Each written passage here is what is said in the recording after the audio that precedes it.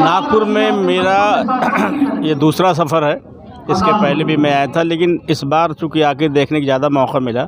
इसमें कोई शक नहीं है कि नागपुर बहुत अच्छा है, और ख़ास तौर ये बाबा ताजुद्दीन का जो कैंपस देखा है वो बिल्कुल एक मॉडर्न आर्किटेक्ट के मुताबिक बना है और वेरी ब्यूटीफुल, बहुत खूबसूरत है, वेल डिसिप्लिन और खासी साफ़ सफाई और अच्छा लगा।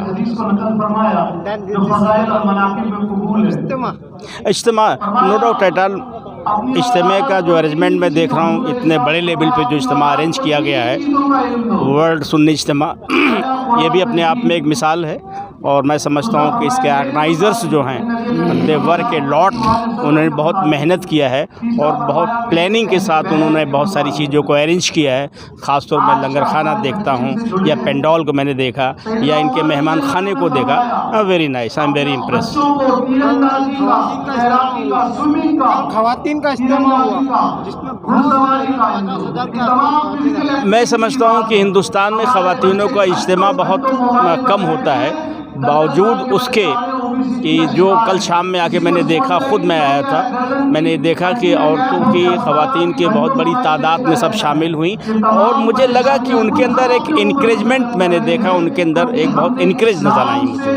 और इस्लामी तालीमात से दूरी बरकरार के बारे में क्या नाम, मुफ्ती साहब के बारे में, मुफ्ती अहमद मुस्तफ़ा साहब जो काम कर रहे हैं वो मैं समझता हूँ जनरेशन्स के लिए काम कर रहे हैं, और जो मेरी उनसे गुफ्तगू हुई, जो डिस्कशन उनसे मेरा, उनका जो प्लान है, ख़ास तौर वो ये मज़हबी तालीम को वो असरी उलूम से जोड़ना चाहते हैं।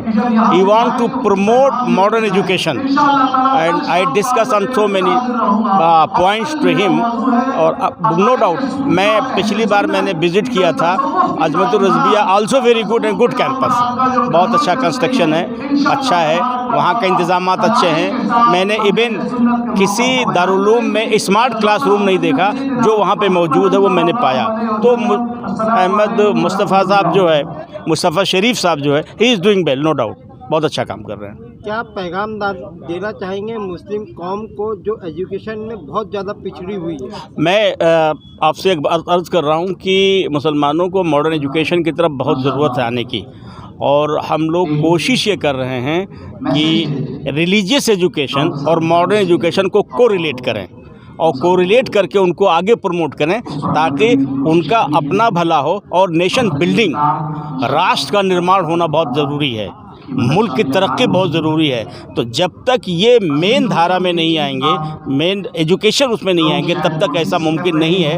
और ख़ास तौर हम लोग कोशिश कर रहे हैं कि मॉडर्न एजुकेशन को प्रमोट करें रिलीजियस एजुकेशन के साथ। तो we are try to do it. Muslim कौम क्यों पीछे एजुकेशन?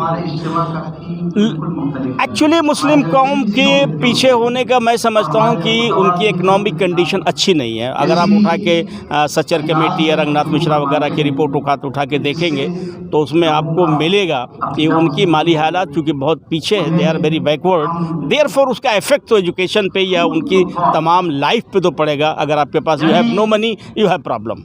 तो वो एजुकेशन बेसिक कॉज जो है मुस्लिम एजुकेशन का पिछड़ापन जो है वो इकोनॉमिक कंडीशंस है, इकोनॉमिक रीजंस की वजह से है, वो रीज़न है।